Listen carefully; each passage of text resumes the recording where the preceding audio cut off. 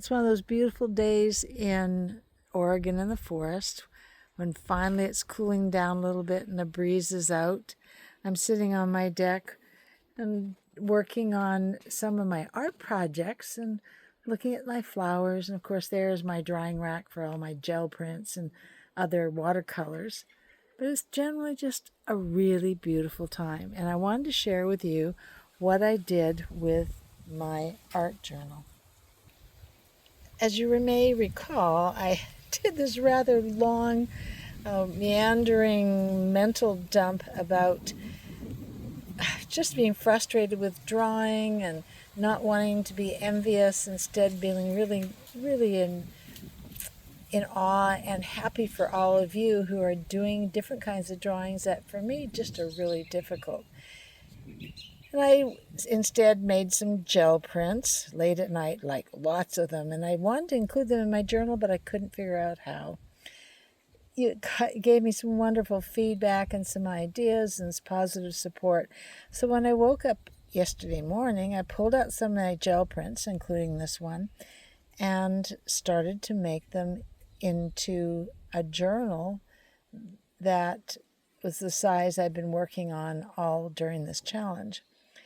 In this particular one, you can see the gel print still showed the leaves, and it was with lots of rich colors. And I wrote on it, "My art unfolds from feelings and stories and colorful blobs and lines."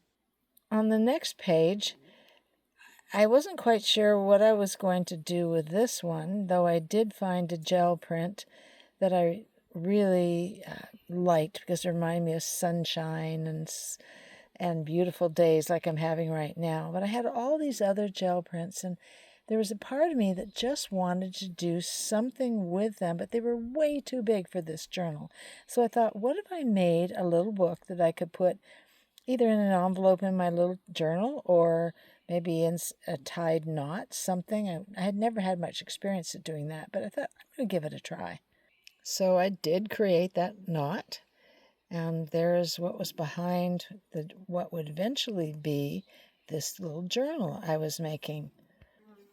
I had taken two of the gel prints that had all that yellow and leaf skeletons, leaf bones pressed into them. And I just pasted them together. Actually, I glued them together with book tape right down here. So there, it was now even way bigger than my journal. I added some blues here, and I did some writing. And then I added some little creatures.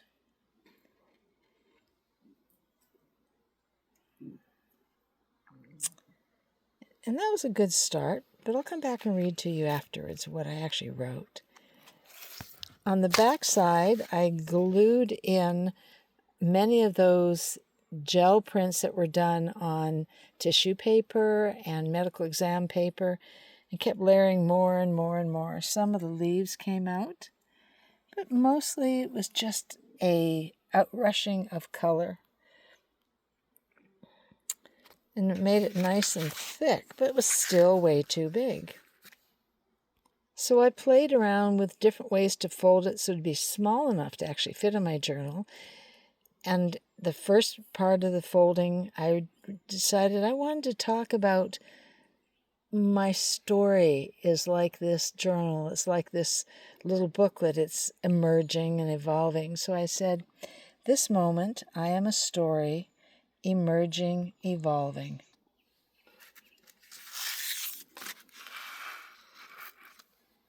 Discovering, creating, unfolding, and within me are the memories of 1,000 summer days and the tangled glory of falling leaves that rest under the dustings of snow and barren branches waiting for another spring. I embrace all those moments and all the moments to come.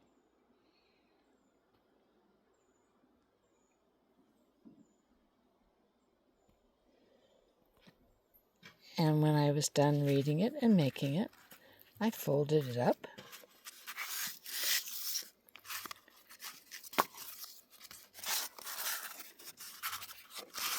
And it's ready to go back into the journal again.